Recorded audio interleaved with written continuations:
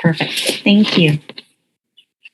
Hello, everyone. Welcome to this evening's meeting. First, I would like to, the Board of Education acknowledges that we are on the traditional territories of the Comox First Nation. We would like to thank them for the privilege of living on their land and the gift of working with their children.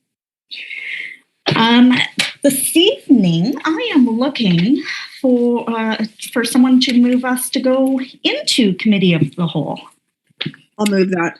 Whoa. Thanks, Janice, and thank you, Trustee Caton, and thank you, Trustee Howe. And anyone opposed? Perfect. And we are in. The next thing would be our agenda for this evening. Oh, thank you, Trustee May, and who else would like? Oh, Trustee Waite, there we go. Thank you. And anyone need to add anything to this agenda? I think we have a lot on our plate here, but nothing? No? Okay. So anyone opposed? And this agenda is carried. Thank you. So this evening, I'd like to start by saying that tonight's Committee of the Whole meeting is not interactive with the public. However, it is live and being recorded.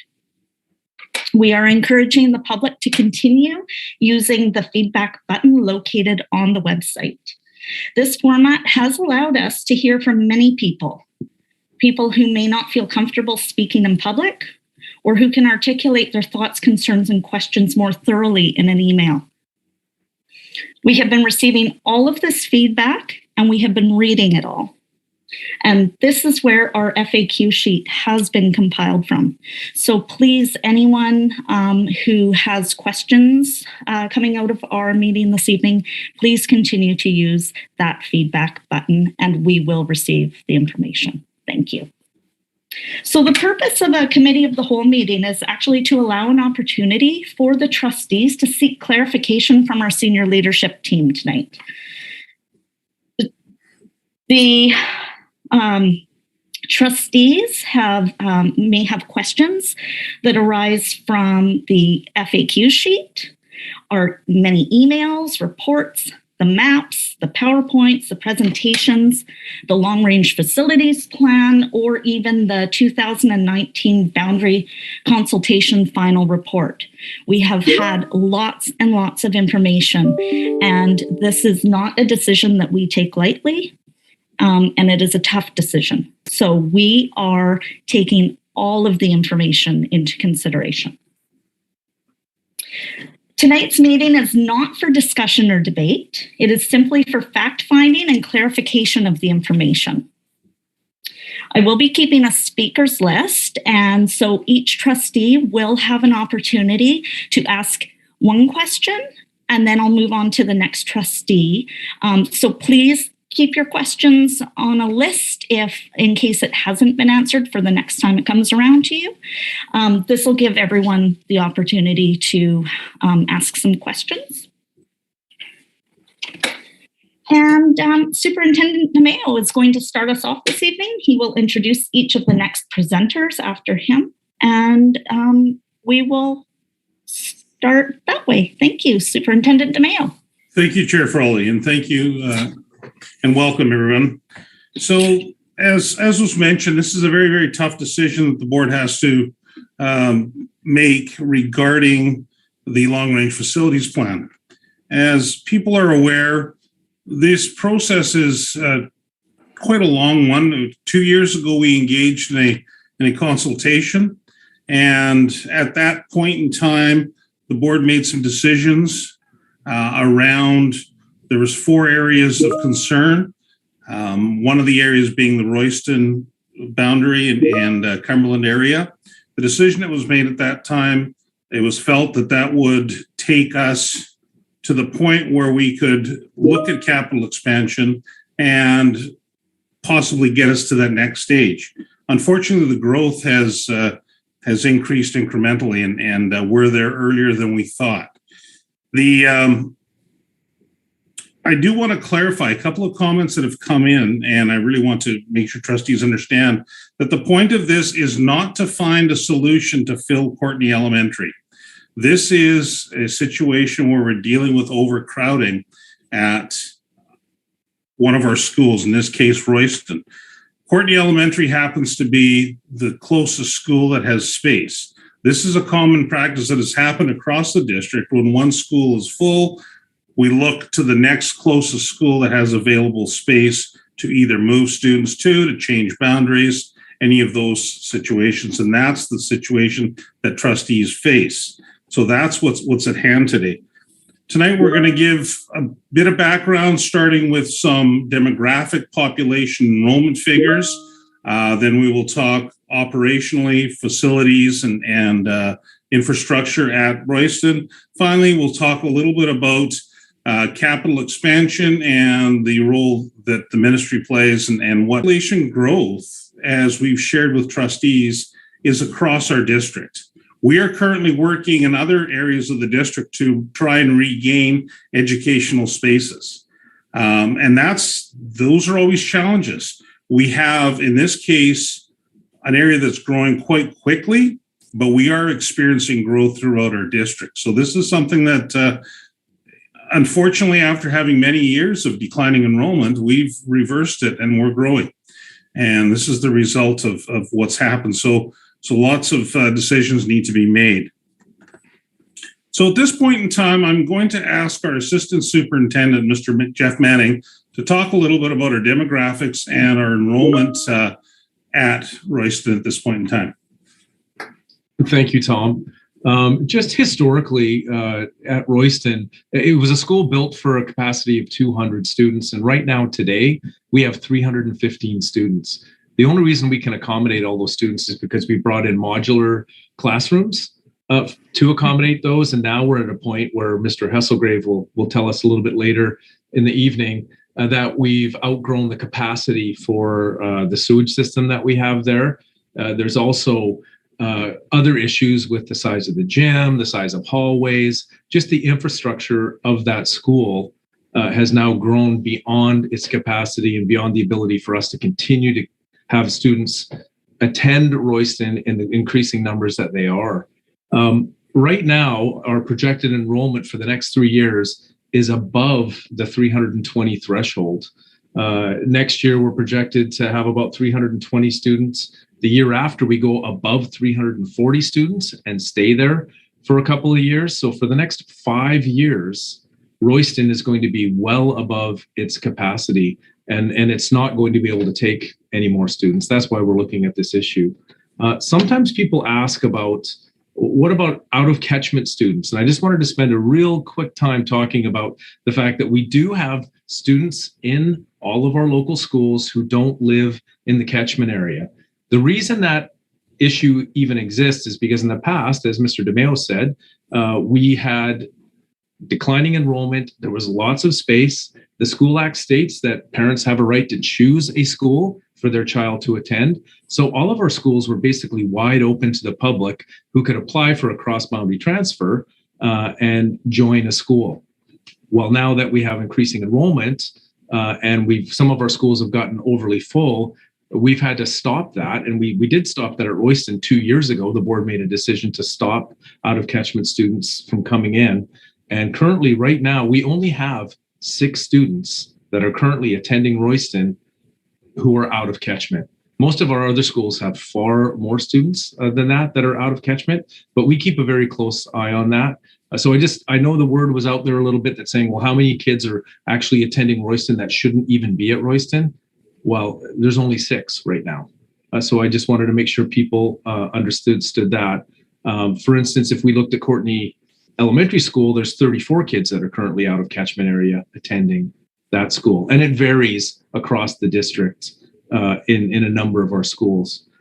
So right now for us, when we look at our projections, which we get from a company called Berigar, we look at our projections to plan. Usually the first 3 years of those projections are very accurate. And once it gets past the 5 years, we relook at them. Berigar gives us a new set of projections every single year. And we look at those new projections and adjust and make those changes accordingly. So we are looking at this very seriously. We know we have a bigger problem on our hands than just to shift a couple of kids out or deal with out of catchment area students. And that's why the board's faced with this difficult challenge right now and trying to solve this problem for us.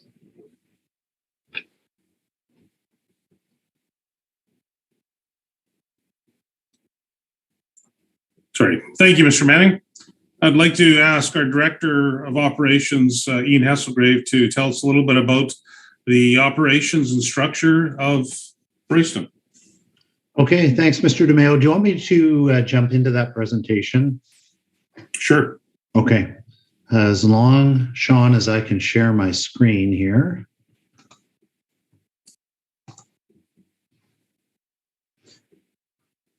If you could just enable that, Sean, that would be great.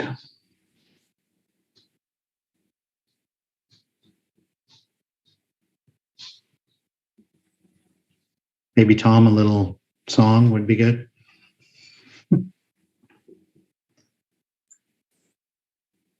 Yeah, comic relief, maybe.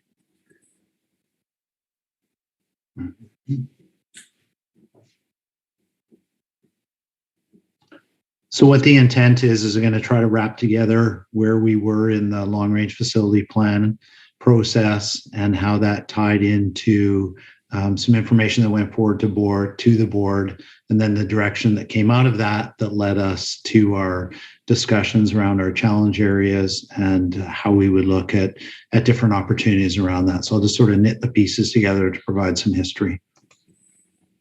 Okay, thank you, Sean.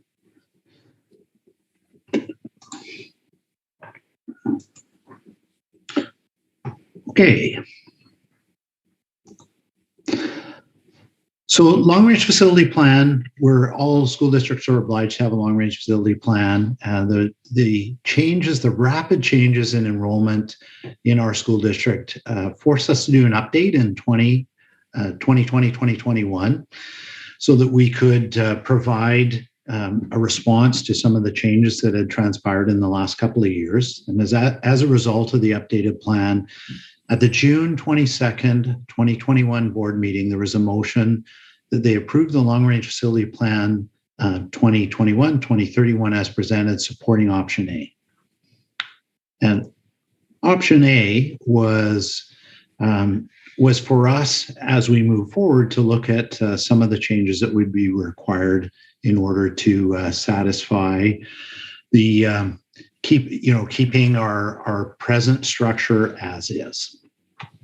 So at that June 2021 board meeting, the Secretary Treasurer provided info on increasing enrollment, that it really exceeded our expectations back in February, and that boundary adjustments may be considered. And this is a notice that recommendations will be brought forward in the new school year around boundary catchments, new developments, and what the catchment schools would be. So there's a notice of motion. So the option A solutions, so some of the issues and options, growth has been much faster than anticipated in spring of 2020 and 21.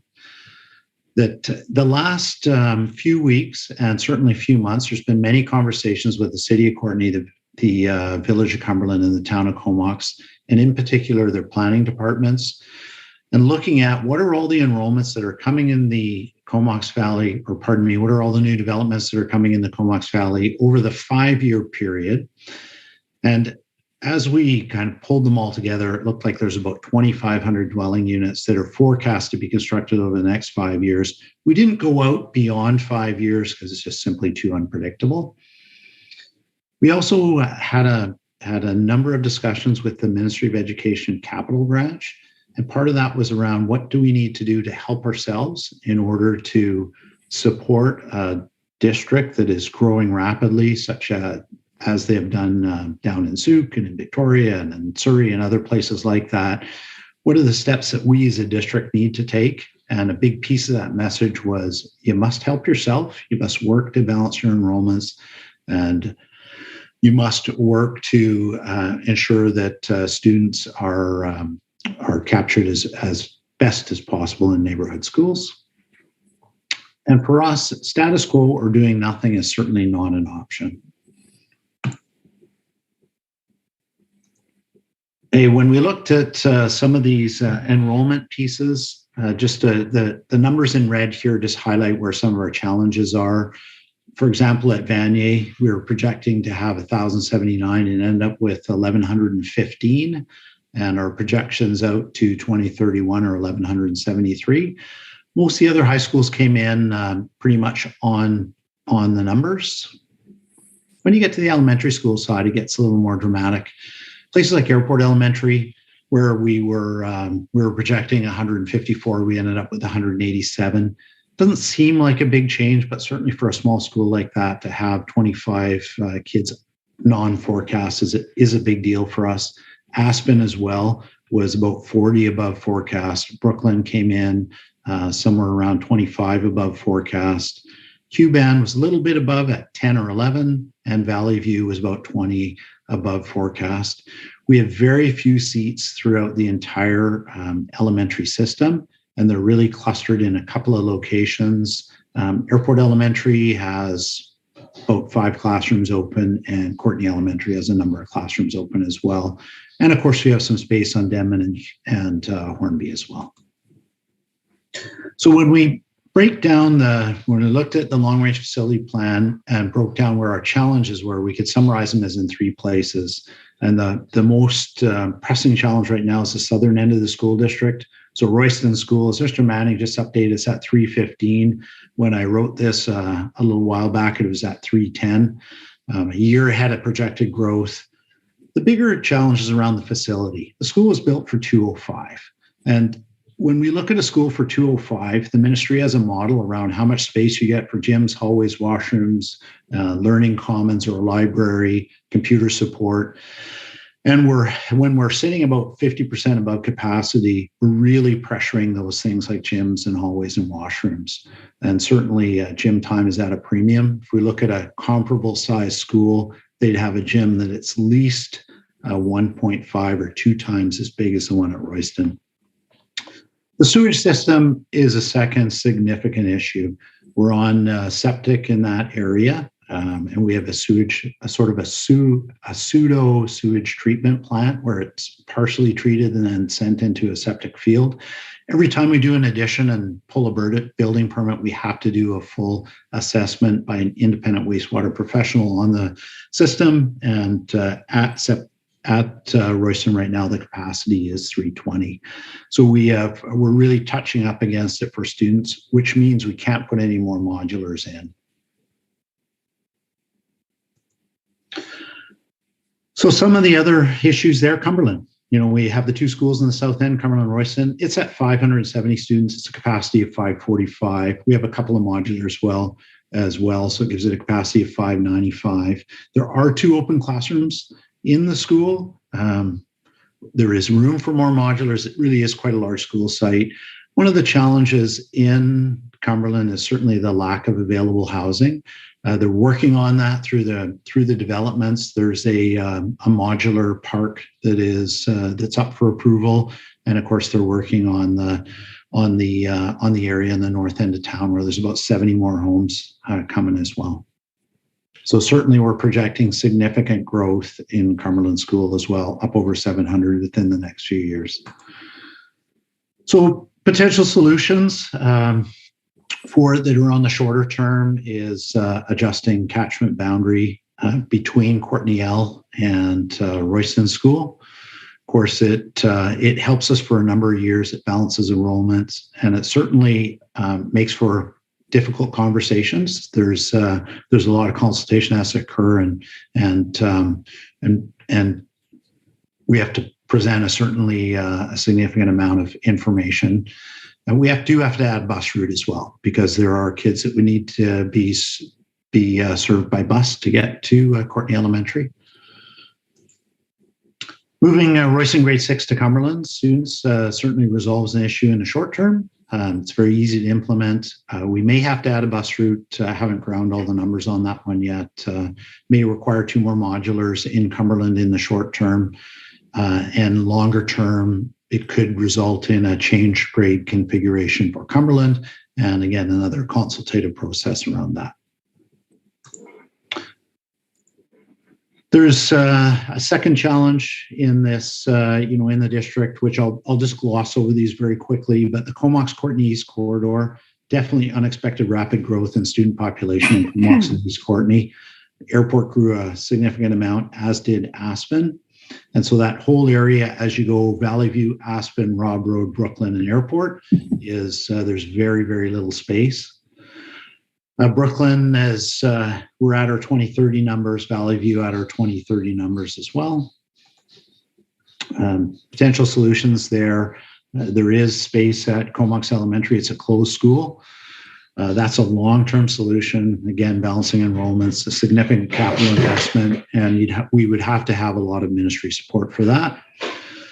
Freeing up classrooms in airport school by moving inclusive education, which would result in, again, a consultative process to look at boundary changes to get students out of places like Brooklyn and into airport, which is the very much the same issues as we're having today.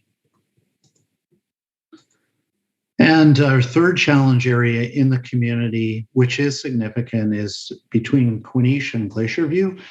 When I look at Quinish School right now, it's a very large elementary school, and it's sitting around 400 students, maybe a little more. It's going to grow rapidly because of the new developments. If you've been in the area of the Home Depot and Veterans Memorial Parkway, there's a number of condominium units that have gone up there. There's more forecast for across the road.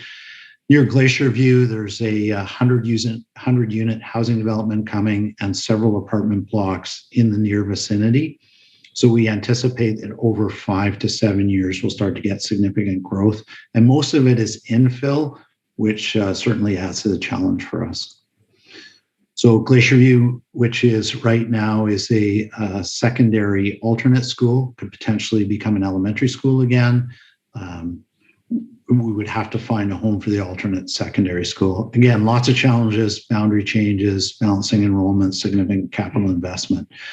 So we have these issues we're seeing through the district because of our increased enrollment are not unique to Royston and Cumberland. And the solutions and challenges are similar throughout the district. We will likely have to move families around in Comox and the same in Courtenay. And again, they're very difficult challenges.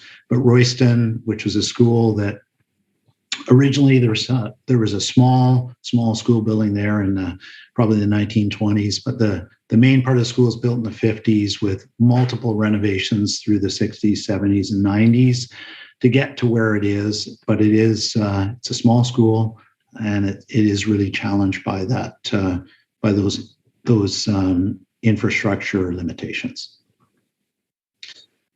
And that's all I have for the present moment. Mr. DeMeo, back to you.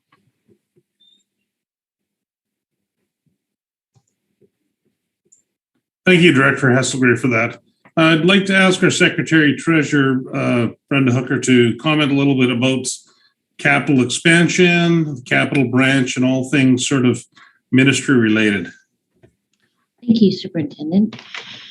So we have several requirements. So every year the ministry issues a capital planning document for districts to follow. And one of those pieces in the document is an up-to-date long-range facility plan. So we, as Director Hasselgrave mentioned, we undertook a upgrade to our long-range facility plan last year. We started that work last December and continued through the winter of 2020, and we brought it to the board for consideration at the June board meetings. There were several. There was a public consultation meeting on the long-range facility plan in early June. And as part of the long-range facility plan, there's hundreds of hours of work that have gone into that document, having an in-depth look at our enrollment projections, our current facilities, the facility condition indexes, and we looked at a number of different options within that. And as Director Hasselgrave mentioned, at the time in June, the board selected option A as the most viable with the least amount of disruption to families that was still feasible. Since we completed the long-range facility plan, as we've talked about, our enrollment growth has been higher than expected. We have, from the long-range facility plan that was finalized last spring, we already have 6 of our elementary schools beyond the 10-year enrollment projection that was anticipated in even last spring. And when we look at our enrollment projections for 22-23, we now have 10 of our schools either at or above their 10-year projections that we anticipated at that time. So it is a significant challenge for us. And we really, as Director Hesselgrave talked about, we'll need to look at boundary catchment adjustments in a number of areas, just so we can accommodate students with a desk and a classroom. But beyond that, we're really advocating with the ministry to authorize us to move forward with one of our submitted capital plan, major capital plan requests. So we submitted capital plan requests for expansions at Royston Elementary and Cumberland. And in order to help our submission, because our district submission goes into the ministry and it's dependent on the provincial budget as well as all of the other needs across the province. And as everyone is aware, there are significant needs for some districts with the flooding that happened this year. So capital dollars are going to be competitive.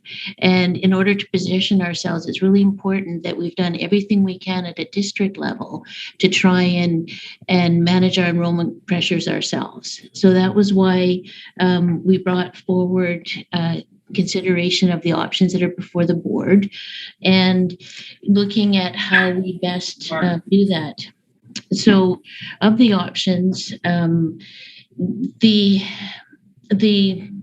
the boundary catchment adjustment is the only one that would really help position the district as a whole for success with a capital expansion project.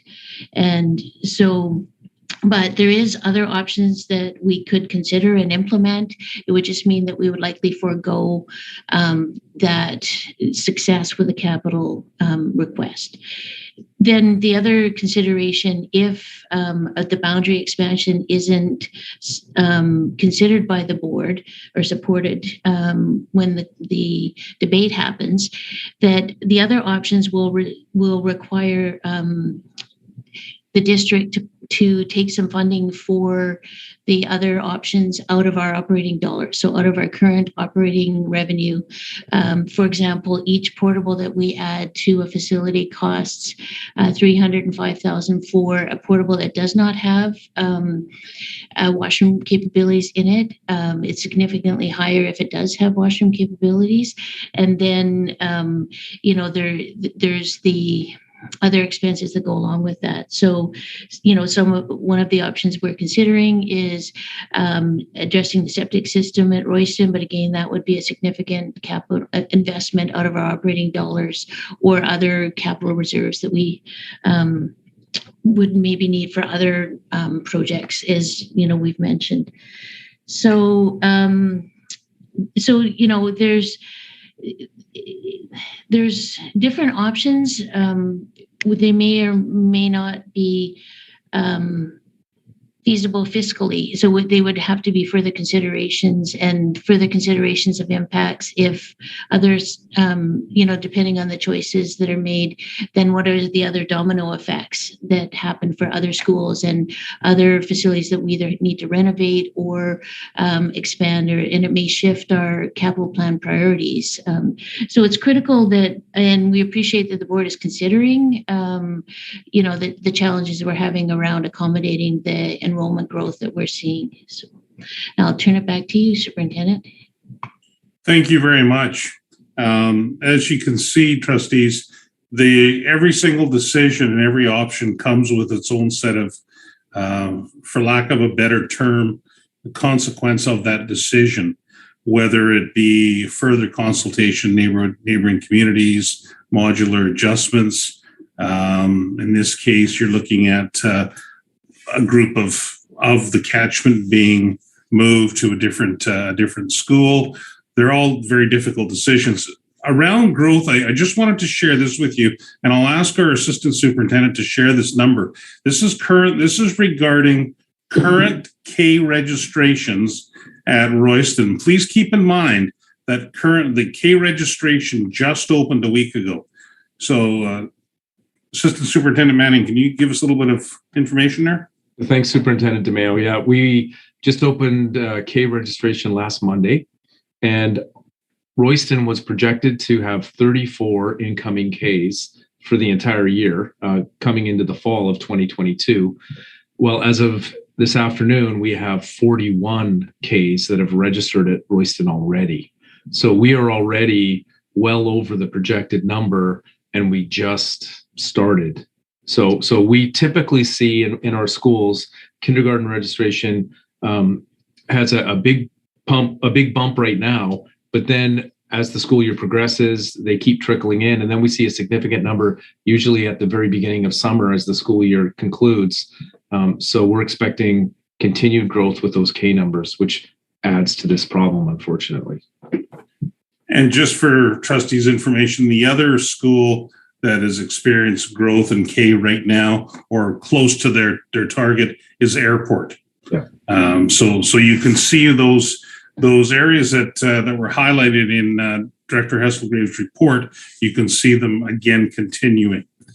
So at this point in time, I'll turn it back over to the chair, and senior staff will be available should there be any questions. I just want to remind trustees that we did send all our comments, and every comment that comes in has been forwarded. Questions that we've received a few this afternoon. We're continuing to work on to make sure that they're answered, and those questions do go back up on the website for everyone to see, as well as trustees, you have received those in an email package as part of your information package that you will use when you make a decision on this. So, Chair, over to you. Great, thank you. So our Secretary Treasurer has something to say, and then we have Trustee Caton.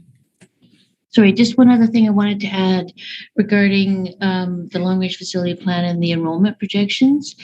So we, as I mentioned, we're above our projections that we had last spring, but it was, the question is obviously why were the projections so far out? And I think really the effects of COVID and the migration from the larger metro centers into smaller centers is very real, and we're experiencing that. And it was something that wasn't predicted at this time last year when we submitted our enrollment projections. So it is a reality. The trend is continuing. Our enrollment growth is up 5.3%, and it, as we've just heard, it seems to be exceeding that. And we're eagerly waiting for the Statistics Canada information to come out. But I just wanted to clarify that that's really what we're seeing, and that's been verified by talking with real estate professionals and other people in the Valley. So it was truly unanticipated. Mm-hmm. Thank you. And Secretary Treasurer Hooker, would you mind taking your hand out just so I don't know that you have another question? Thank you. Okay, and Trustee Caton, you're next. And I took my hand down already. Thank you. Anyway, so I have a few questions, but I'm going to ask one at a time because that's what you told us we were only allowed to do. So I'm going to ask my first one, and my first one is kind of not related. It is related, but it's a different on that one there, and that goes to something that we're all experiencing right now through the pandemic, and that is the stress and anxiety that this whole thing has left us. And as you know, change causes concerns and raises that anxiety level. And I'm wondering, to the superintendent, what supports are we have in place now to support those students and family that are starting to feel anxious, that are starting to feel the stress of the possibility, because we know that students' anxiety levels can vary from student to student. And then if things move forward, no matter what we just do next fall, what supports will be in place, or what are you looking at to support the students in the community, no matter what happens? Because next year we're going to be, as senior leadership has said, we're going to be facing some other challenges as we move forward with our growing population. That's going to have an impact on our students and that. So my question is are there things in place now? Are we going to look at supporting the community no matter what we do? Because I see, as you've outlined tonight, the challenges we face now, we're going to face in the future. It's going to be an ongoing discussion as we grow, which is much different than a few years ago when we were losing students. That's my first question. Okay. Thank you for that question. And I'll approach it two different ways. I'll have our Director of Inclusive Education, Sean Lamoureux, answer part of this question, but I can tell you that you're absolutely correct. No matter what the decision that the board makes, whichever option, there will be supports that are going to be required. We can go on what we've done in the past. One of the last significant changes, as trustees may recall, when grade sixes were moved from schools on the west side and brought into Lake Trail, it became a new grade configuration. There was a whole process that occurred throughout the spring where students were brought into the school for visits, getting to know the teachers, getting to know staff, the other students. There were parent groups, focus groups where principal actually met with parents from each of the schools and talked to them about hearing some of their concerns and what were some of the things that they would like to see in place. And some of that planning carried forward into the fall. So that would be the same if this were to happen. If the decision were to be to move the students, there would be the supports. We would look at the early invitations to come and visit those sites, as well as including our parents and hearing from our parent community about what they felt would be important for their students and the supports we could offer their students.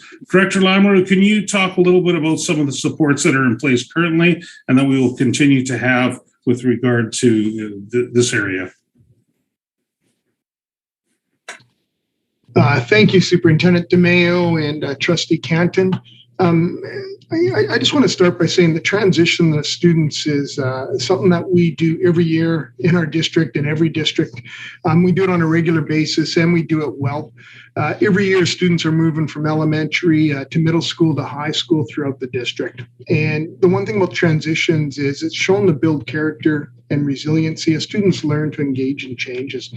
So we have supports, throughout the year, and for our students, depending on whatever issues arise. The bottom line is we're here to support our kids, and we'll do everything we can to make it work.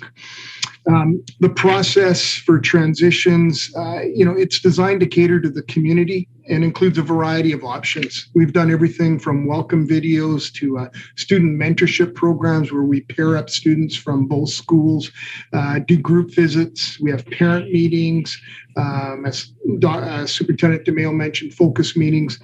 We also do full class visits where we'll, create like almost a student ambassador type program, and we'll bring classes down to the elementary school. We'll pair up students. We'll then bring the younger students back to, the other school and just have peer-to-peer relationships. And then, grade meetings, and we even have, parent-student visits as well. For students with diverse learning needs, additional supports are provided.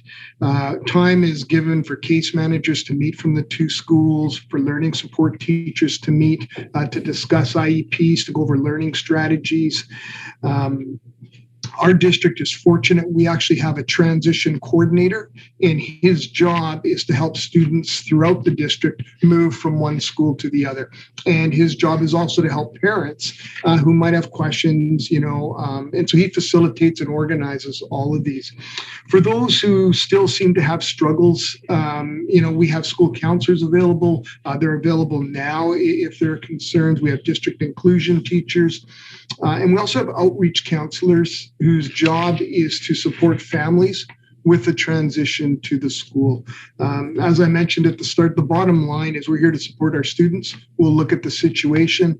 We'll determine exactly what's going on and infuse the supports where we need to make it all work. I just want to add to that. When we do a transition like this, we will one of the best things to do that we've done is connect with families and see what do they have, what kind of ideas and thoughts and wishes around the transition. What are some of the needs that they see that would help and support their students and themselves as we transition, no matter what the grade level. We, as was illustrated, there are many transitions, and we tailor the supports to the student and to the need. What is it that we're looking to support, and how can we best support them? We've got some of our buildings that have been available throughout the summer, so that people can transition in a different type of setting. So any of those types of services, and we would continue to make sure that would be available. Great. Thank you, both of you. Okay, we have Trustee Howe, and then we'll see where we're at. Trustee Caton. Hi. Through the chair, I think to Assistant Superintendent Manning, those enrollment numbers at Royston are pretty shocking. Do you anticipate, like, I'm kind of looking at the options that have been provided, and I've been reading through everything, and I'm wondering now, with some of those numbers and some anticipated growth there also, are we like maybe now looking at like a two-pronged solution for that venue? Like, would it like maybe having to do a couple of different adjustments there to continue to be to support that school? I'm just. Yeah, thanks for the question, Trustee Howe. I think, it is difficult, as Director Hesselgrave said, to project beyond 5 years out. The numbers become somewhat unreliable, but, for the next 5 years, Royston will be experiencing significant growth. That's why we're having the conversation right now. If an alternate solution was made, for instance, moving students up to Cumberland, that would probably beg the question in a couple of years, are we just putting this off for another situation like we have right now, 2 to 3 years from this point? Cumberland, it looks like with the numbers we have, could handle this in the short term. We're not too sure it could ever handle it in a long-term solution or a long-term scenario. So that's one of the reasons we're thinking that this first solution would be a longer-term solution, because Cumberland has its own pressures when it comes to projected enrollment as well. Sure. Thanks for that clarification. Yeah. All right. And then we have Trustee Waite. Great. Thank you. So this question is to whomever wants to answer it. And it's regarding like full schools. And I'm going to try to say it in a way that is one question. What is our history in resolving issues with full schools? Like, how often does it happen? And can you provide some information on, and over the past few years, how this has worked in our school or in our district in terms of having what is being known as a full school?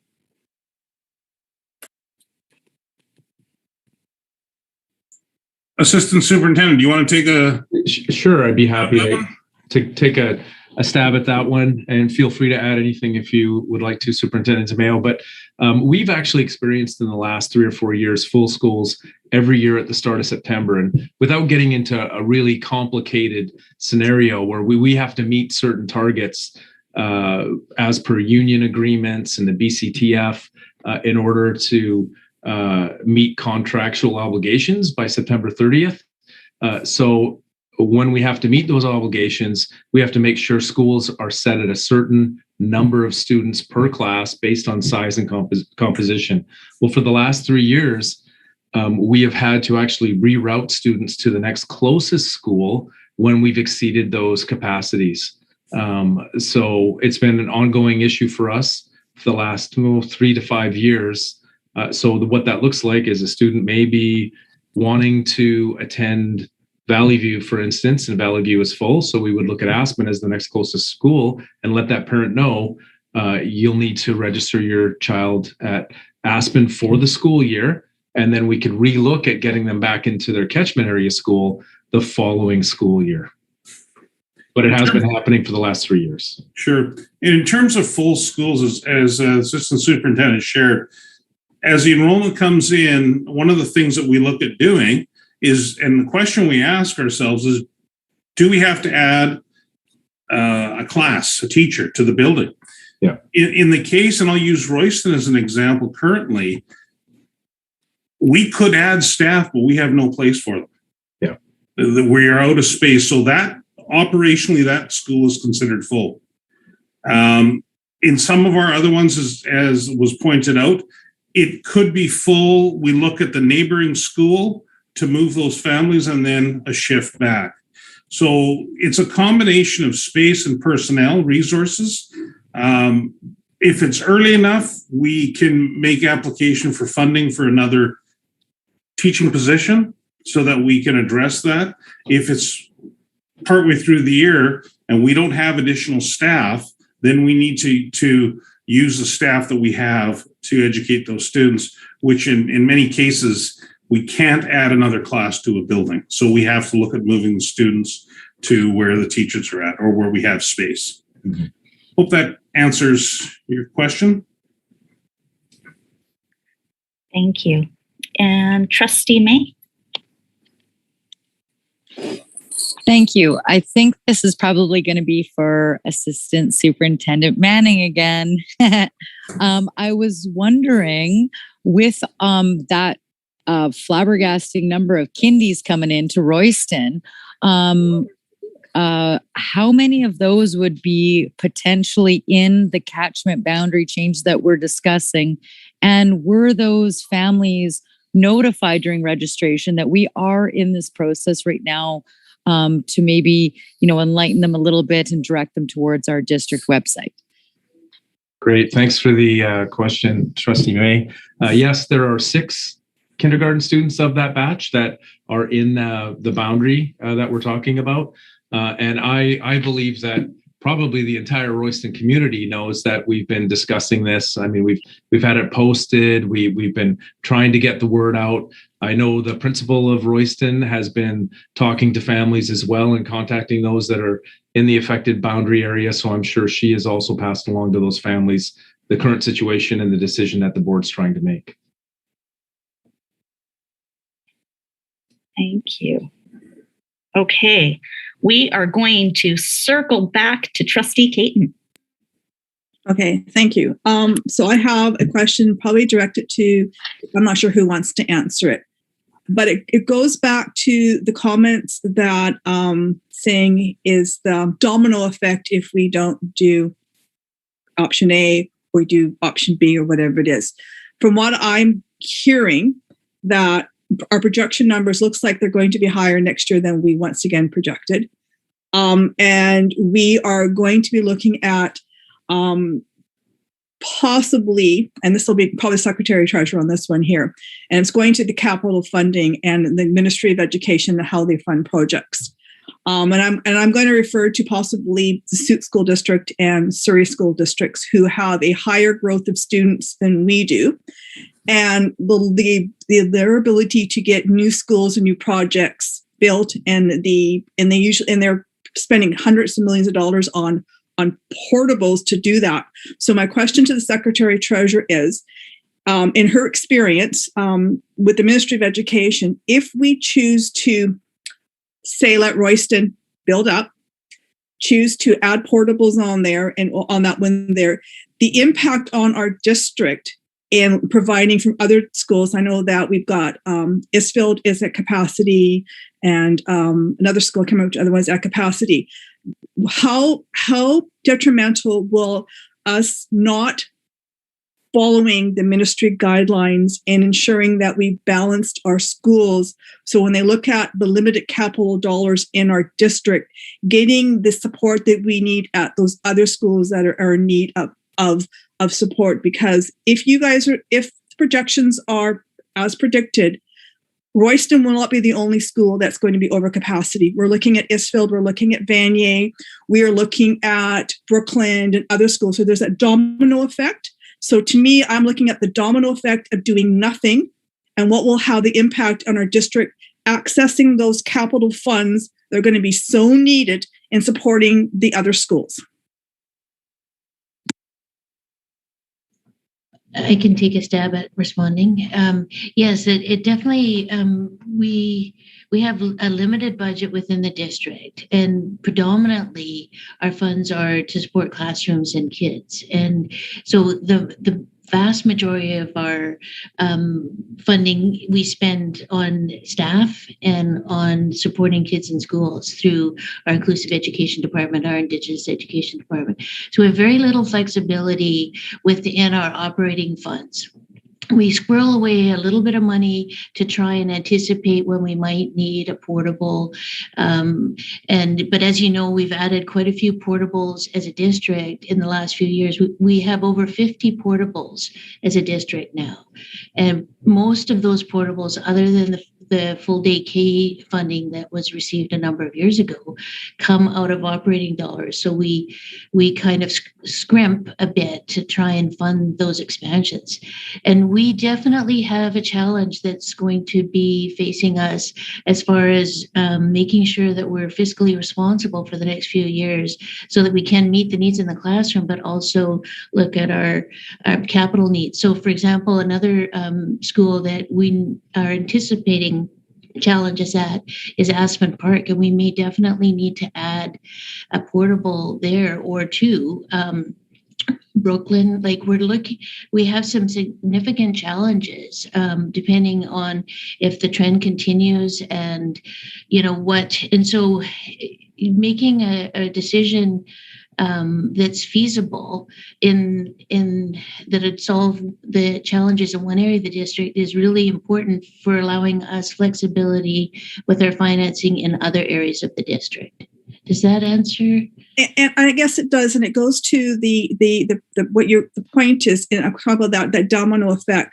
Because when we're talking about operating funds, we're talking about funds that go to support our students. We're talking about funds that go to support counselors, learning assistant, EAs, those extras that our students need. So if we take, and you're right, our budget is limited. So if we add 3 modulars at a cost of $300,000 each, that's close to $1 million that's coming out of money that we would normally put into supporting our students, whether it's through mental health support, whether it's learning assistance. Am I understanding that's what we're looking at through our operational budget? Yes, and just to explain a bit more around that without getting into too much budget details, we generally have a balanced budget when it comes to our operating funding. So we receive per student funding from the ministry to support our kids in classrooms. We get $1.7 million annually for an annual facility grant. That's the only capital funding that we're guaranteed. Then we go through a process of preparing submissions to the ministry capital branch for major capital projects like the expansion at Royston and also other school enhancement projects like a new boiler replacement stuff. But those are not guaranteed, and it all depends on the provincial budget and competing challenges with other districts. How our requests are assessed in priority with other districts' needs like Souk or Surrey that are growing even more than the 5% we've experienced. So it's the only, as I mentioned, the only funding we're guaranteed for capital is the annual facility grant, which we need to, keep washrooms working and to keep, the roofs from leaking, etc. So those funds are generally always fully spent as well. So, positioning ourselves for major capital is a really critical challenge for the district.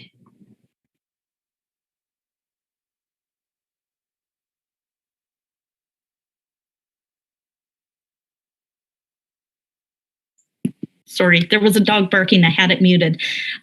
Sorry, Trustee Waite. So I have a question about one of the ways we were looking at trying to solve the issue for Royston Elementary, and it was about sewer or sewage treatment or wastewater. And I'm wondering through the chair if Director Hesselgrave could talk to us a little bit about the option of the sewer then the potential of of a wastewater line headed past, and the timelines for that. Just to be able to talk a little bit about that option and make sure that we're fully up to date on that segment of that option. Sure. I think those are good questions. I think if I could summarize it, we really have sort of three issues at play. So one is our existing sewage treatment plant. It was built in the mid-90s. It was a good quality unit when it was purchased and installed. And it really was anticipated to meet the needs of that school site. And of course, the standards have changed as well. It went from being regionally regulated to being regulated by Island Health. And they came up with different numbers around quantities of water that would be assumed to be used per day. So it really is, it's unlike some other parts of the building code where things are clearly grandfathered, in that things around sewage treatment change over time and you have to comply with the rules. And so that's when we get that assessment. That's why whenever we get a building permit, we have that. So the system is functioning well. It's had a little bit of midlife maintenance, and it has probably easily 10 to 15 years to go in that system. So that's the existing plan. The second thing I like to talk about is a replacement facility. So as we would move into a replacement facility, technology has changed dramatically, as one would imagine.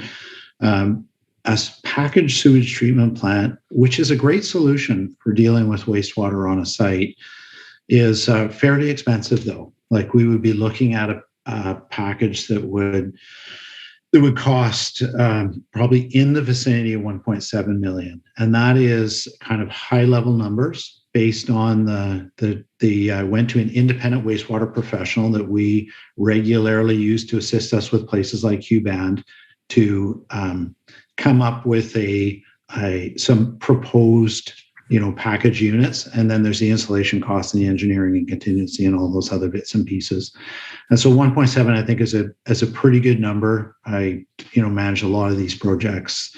And so I think I'd happily go to the bank with that around ballpark numbers.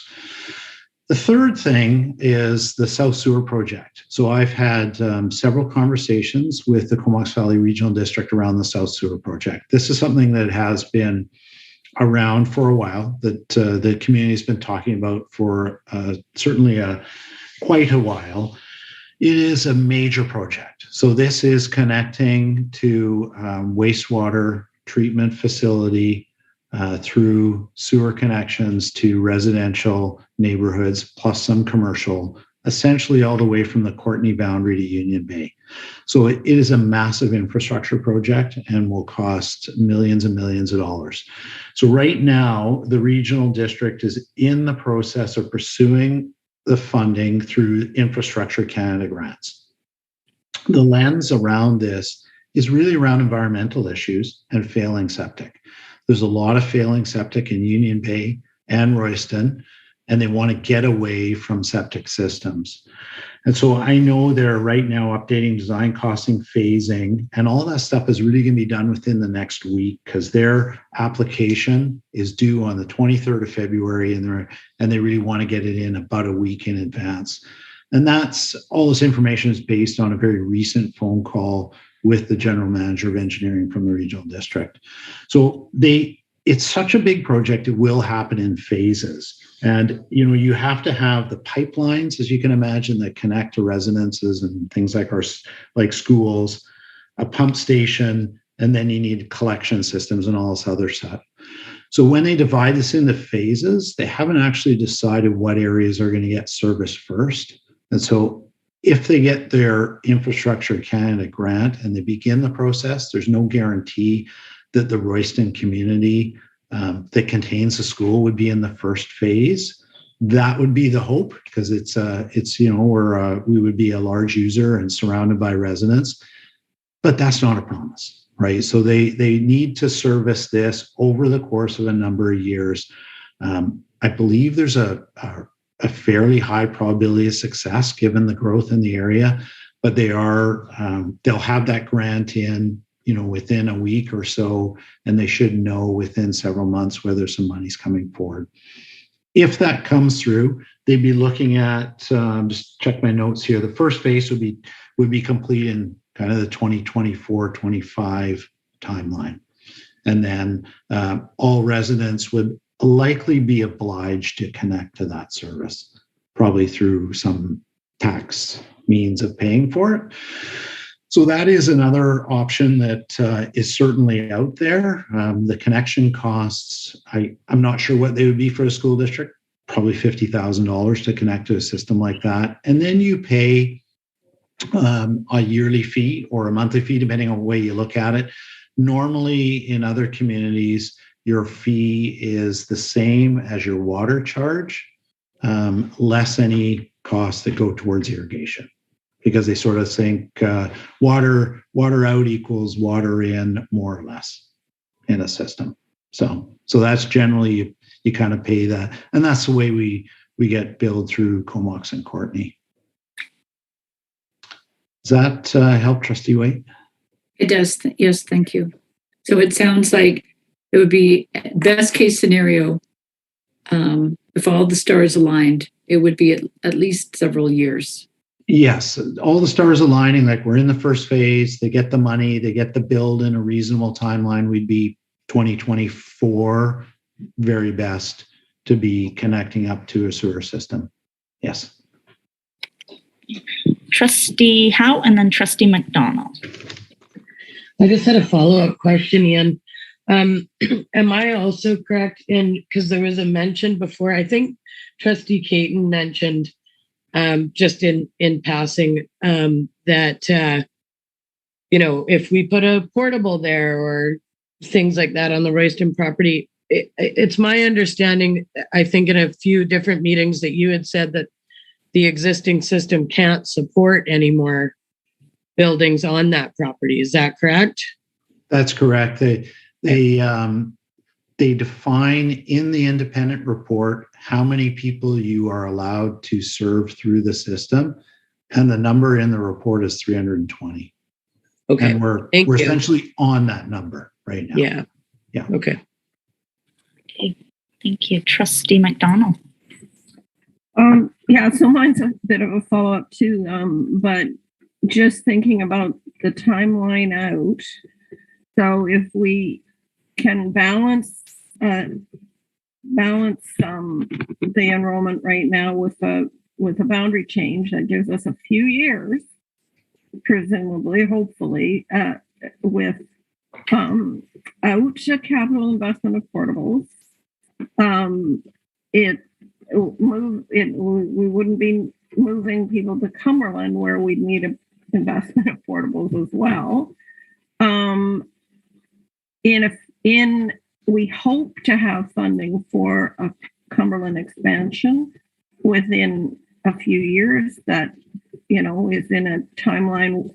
If Royston continues to grow, we do then have possibly room in Cumberland without putting in operational dollars to put portables in Cumberland, or we would be attached to the sewer, at which time investment of portables would be, or modulars, really, I should say modulars, keep using that portables, but our modulars are quite different, would give us another 2 to 5 years before we might, if growth occurs in Union Bay, we might see the realistic option of getting a school in Union Bay. So I'm just trying to think of the the medium range strategies. We know we might be able to develop a school in Union Bay, but not before 10 years, probably at the earliest.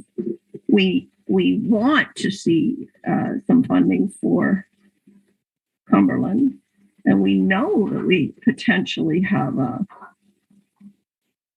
we have fingers crossed for a Royston sewer solution that would allow modulars to go in, that would then be perhaps a solution for as long as 10 years.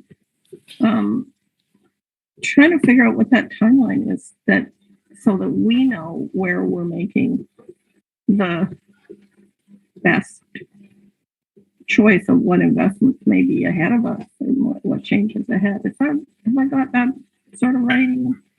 I'll get Director Hesselberg to talk a little bit about the Union Bay and then another issue around septic.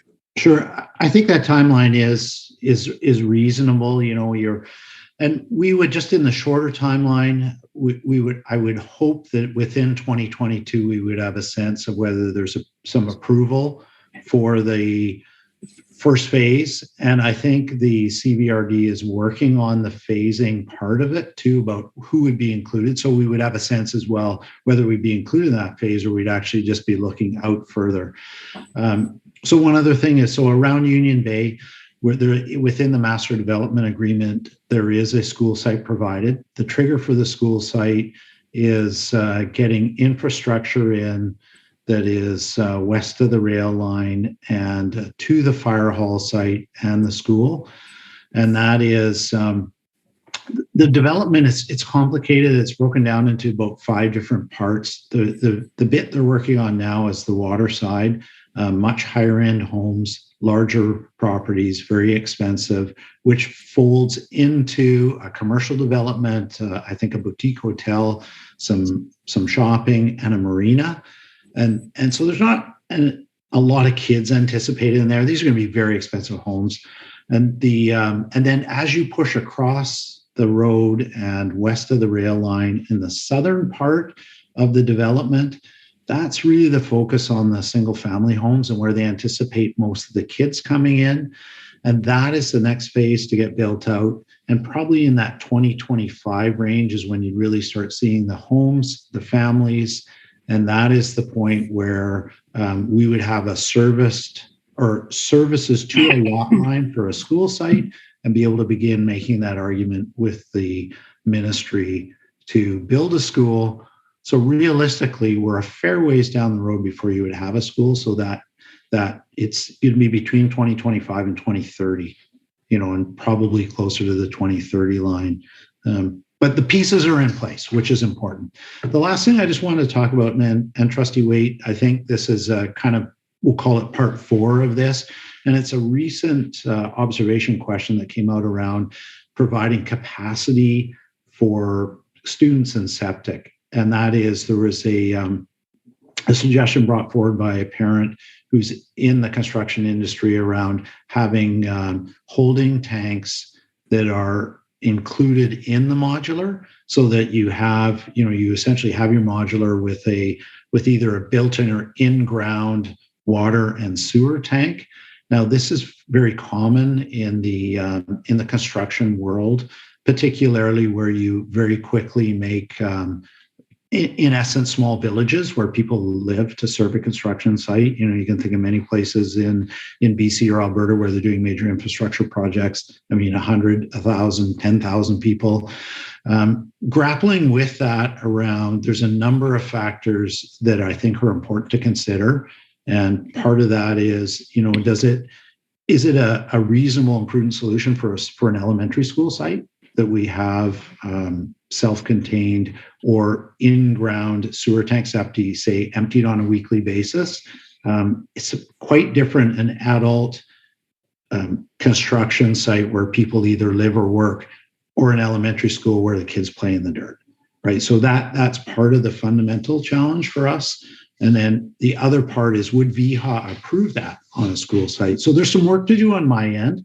It's definitely something that works, having that self-contained, but is it reasonable, prudent, or even would it be approved by VHA? So there's some further work from me and I think as a group around a decision like that.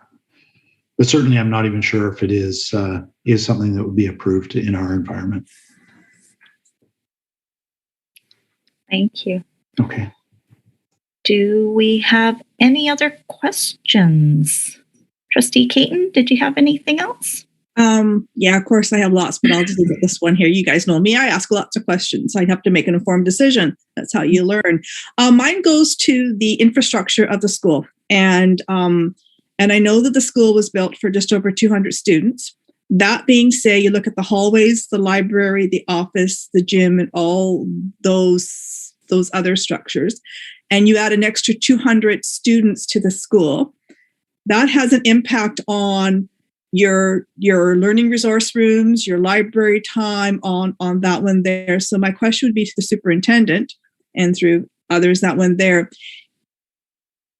Building a school and adding students can have an impact on the services students get, whether the resource rooms on that one there. So if we choose to let a school expand, and I'm going back many years ago when my kids were at Glacier View, and that school was built for 225 kids, and we had 600 kids in that time, the impact that has on students accessing the library, the number of students has an impact. Am I correct? And the impact it has on learning resource rooms and finding rooms for students to access the EA time and that counselor time, does that not have an impact on, you can grow a school, but the inner circle, can you explain how that would have an impact on student services by not having the support in the room to do that if you let a school expand without that core inner circle? Sure. Simplistically, if you look at it, a school is built for 205, 210. All the surrounding support rooms, so office, medical room, library, technology spaces, they're all built for that number. So when you add students, they're still accessing all those other spaces, which we commonly refer to as infrastructure, that was built for a smaller number. So it doesn't change classrooms. We're adding the classrooms, but the other part of it doesn't change. That's why in many places, when you see an expansion occurring in a building, you'll see additional other spaces that are reclaimed or expanded on, whether it be libraries, whether it be offices, whether it be counseling areas. Those spaces get expanded as well. So it's all, otherwise, we're adding a bunch of classrooms, but the infrastructure, the internal space is still meant for a smaller number. So that's when we refer to, you've heard it mentioned, hallways. They're built for a certain size. Gymnasiums, a certain size. LA rooms, counseling centers, office. We added a vice principal at Royston this year, and they had to work really hard to find a place for that, for the VP to work out of. Administrative assistants in the front office, same sort of thing, always looking at spaces. So those are challenges that school faces, and we have to come up and try and deal with those and find suitable solutions.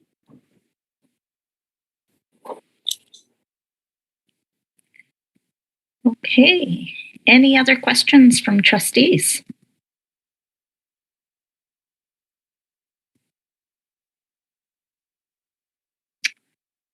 I am not seeing any. Okay. Superintendent DeMayo. Sure. I just want to reiterate to all trustees, moving forward, any further questions, comments that are made and that are contributed, we will again continue to follow our process, which is to answer those questions, post them back on the website, and then they are sent to trustees as well, along with comments. You're receiving them, so you'll continue to receive those over the next week. And when they come in, as I say, we do our best to turn around and get answers quickly so that people in the area who've asked those questions can see a response as quickly as possible. So I just wanted to let trustees know that that will continue to occur. Thank you. Did anyone else have anything to add? Last minute questions? Okay. Oh, here we go. Trustee McDonald. Oh, and then Trustee Howe. Yeah, sorry. I guess one of the other things that I was it's certainly a factor for me. We are going to be impacting if we make this decision. There's a risk of impacting a certain number of students, and I did appreciate the numbers that we received today, that the total number of students and where they're coming from throughout the Royston catchment. I was just wondering about the timeline for students that are being bused from Fanning Bay area. How long are those kids on the bus to get to Royston? And because that, limiting times for students being bused is kind of a significant thing for us. We want to minimize that where we can, and I know that you think of that often when you're doing your planning. So that would be a factor, the number of students that are being bused up and how long they're on. I'll ask Director Hesselgrave to answer that if he could. Okay, so I don't have the time at my fingertips for Fanny Bay to Royston, but we strive to keep about 45 minutes as the top end of a bus route if we can. It varies, certainly Hornby kids in high school, my goodness, I mean, they spend a lot of time on the bus, but if you get into the furthest reach of Fanny Bay, it's probably about 45 minutes to Royston. I do have some times though, on the bus, though, if we're looking at Fraser Road going to Royston, it's approximately 20 minutes in the morning. That's on the high end. And if we were going to go, if we go Royston to Cumberland in the morning, it's about 15 minutes. Going Cumberland to Fraser Roads in the afternoons, 15 minutes. Royston to Fraser Road in the afternoons, about 15 minutes. I looked at the bus route timings. When I look at Fraser Road or the Ridge or any of those areas and their time to Royston School, or what presumptively the time to Courtney Elementary would be, they're about a minute apart, and it would be, the bus routes would be essentially a draw, in terms of how long you get to go going one way, whether you're going from that area to Royston, whether you're going that way to Courtney Elementary. It's essentially the same amount of time on the bus. Thank you. Trustee Howe. Yeah, I just had a quick question, just because recently there's been a couple, I know we've all been getting emails from the public and things. And I just wondered if someone could speak to quickly. One of the questions that was put out there was that Courtney Elementary has a Montessori program, and the question was around how fast a program like that grows. And then would the students that attend Courtney Elementary be looking at having to move to another location? So I was just hoping that somebody could speak to that and answer that question. Sure. I'll pass on to all things enrollment to our Assistant Superintendent. Thank you, Superintendent Mayo. Thank you, Trustee Howe, for your question. It's very interesting. Programs like Montessori can be very sporadic. We have noticed a big bump in growth in Montessori this particular school year, because we've already registered for our programs of choice. And so we have 2 Montessori programs in elementary, one at Quinish and one at Courtney L. So we will be adding a division, probably, most likely, at Courtney L for Montessori, which is great. We're really excited about that. But there is a lot of room to grow at Courtney Elementary. We have probably 4 to 5 classrooms that can be utilized. So we don't feel like we're going to overgrow the Montessori program to the point where we're having to ship students somewhere else once again. There does seem to be quite a bit of room there. Hey, thanks so much. Thank you very much for that. Again, I just want to remind folks that this is really not about growing Courtney Elementary. This is about solving a population, and I know it appears that way, and that's gets mixed up in the dialogue sometimes in terms of where we're saying it has to do with proximity to the school and then the closest school nearby that has space. And as our assistant superintendent pointed out, we do have space at Courtney Elementary. The Montessori is growing at a calculated growth, which is measured over, this is exactly where we predicted we would be with that program. So we're quite comfortable. Thank you. Trustee Caton had her hand up again. Sorry about that. Oh. I'm just reading some of the emails again, going over that. And I think when I was reading, and there was a couple of questions from a number of people regarding cross-boundary transfers and concerns and processes on that. And I think there was some misunderstanding about our district's cross-boundary transfer process, what schools are closed, and the ministry act on, and I think Assistant Superintendent Manning talked about that earlier, is that years ago when our schools were lots of room under the School Act, kids transferred, and that's their school until they graduate. So, but it goes to back the number of actual cross-boundary transfers. And I think there's a misperception out there. I was reading some of the emails, and I wonder if we can have clarity on how many students really are affected by that. And when I read the numbers, it's not a whole lot. It's not a major number. There's a minor, but there's different reasons. I wonder if Jeff, if you can maybe address some of those concerns or misinformation that happens with regarding cross-boundary transfers. Sure. Before he starts, I just want to draw our attention to the School Act allows for school of choice unless it has been determined that the school is closed for a variety of reasons, which are some of the examples we gave you tonight: space, resources, and that includes, so the board made a motion 2 years ago where starting in the north end, Miracle Beach, Hughband, Vanier, Isfeld, Cumberland, and Royston were closed to cross-boundary because of space limitations, and those that currently exist. So as our assistant superintendent will share again where we're at and some of the rationale behind it. Yeah, so I did mention earlier that there were only 6 cross-boundary students who are currently attending Royston, but on the Courtney L side, there are 34 students who are cross-boundary out of Courtney L. And if you give me just a second, I can tell you how many are cross-boundary in. 1 second here.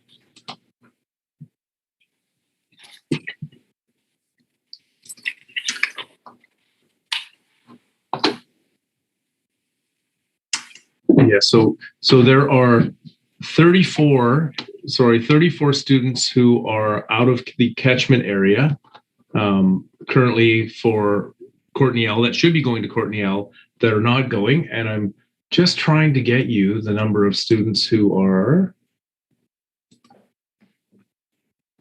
trying to flow in. And for some reason, it is not coming up for me. I apologize for that, but I can get trustees that information because there are a number of students who are going into Courtney L as well. But I can provide that information and we can post it publicly if people need to know that. I think in response to the question at hand, which is Royston, there are 6 cross boundaries at Royston, which is the school we're looking at.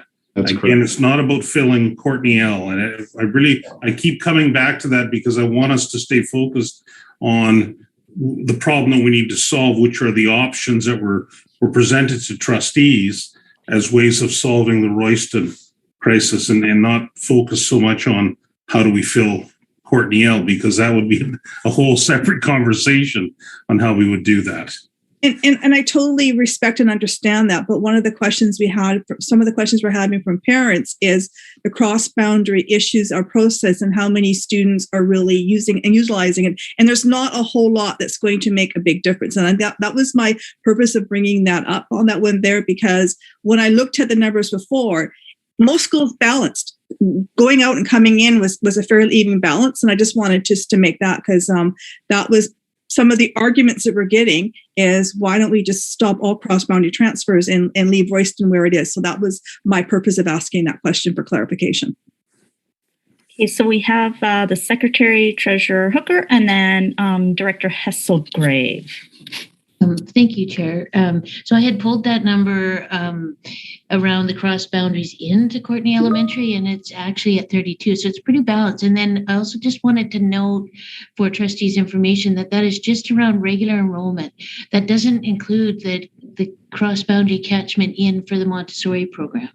So fairly balanced. As you know, schools that are open, we do allow that within the School Act, of course, right? Thank you. Director Hesselgrave. Okay, thanks, Chair Frawley. This is just to update the bus times. I did check into the system, and to go from the southernmost pickup, which is South Island Highway and Washer Road, is a pickup at 7:21, and it gets to school at 8:15. So that is, that's quite a long run, 54 minutes. That's the AM portion. In the PM, it leaves Royston at 2:20 and gets to that southernmost stop at 2:56. So you're longer in the morning for sure, and a little longer than we would want. I'm not sure if it's high school or elementary school students that are at those most southern pickup points, because that bus goes on to Vanier as well. Thank you for that clarification. Okay, so I'm scanning my screen here. Well, Trustee Caton's shaking her head, so no more questions? Okay. Anyone else? Okay. Superintendent Tamayo, did you want to close with anything on your end?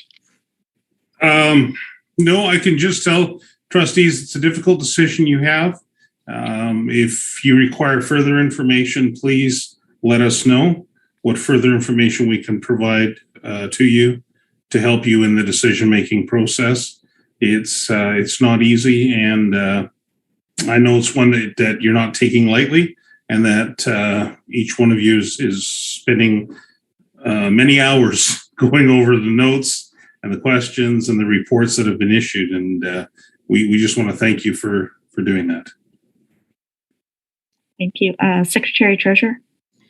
Thank you, Chair. So I just wanted to remind everyone that we've called a special public board meeting for Tuesday the 15th at 6 p.m. to address the challenges we have and to put the decision before trustees around the boundary catchment or other solutions for Royston. Thank you. Yes, we're all very aware of next week's meeting. I'm not looking forward to it. Thank you, everyone, for all your hard work, senior leadership, for all your hard work, your input, the compiling of all the information. We've gotten so much information and received so much communication. We thank the public for the input that they've given us through the website feedback button and through general emails. Unfortunately, this is not a unique situation right across probably all of Canada, but for us here in the province, it's a struggle. It's many districts are going through the same things. We took on these roles and in hopes that we didn't have to make such tough decisions. Unfortunately, we do. And we feel for all of these families, all of our students, all of our staff. And we're going to be back here next week to make a decision that we are not taking lightly. We are going to continue to receive all of the information so that we have everything right up till the very last minute. One of the questions that was posed to us in an email was,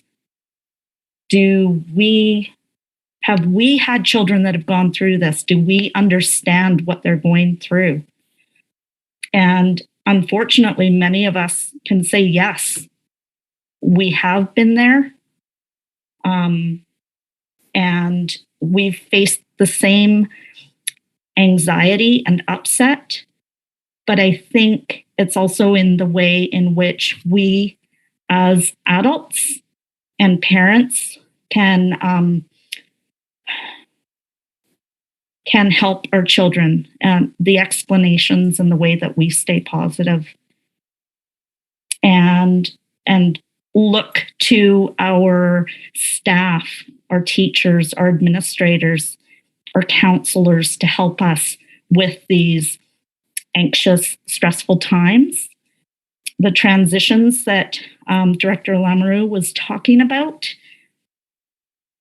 it's something that we take very, very seriously. Kids are extremely important to us. Students are extremely important to us. And that's why we've taken on these positions. So I just wanted to put that out there because we do understand and we do feel everything that you're feeling. So thank you. And I would be looking for a motion to adjourn. Thank you very much, Trustee May, Trustee Howe, and anyone opposed? Okay, we are adjourned. Thank you.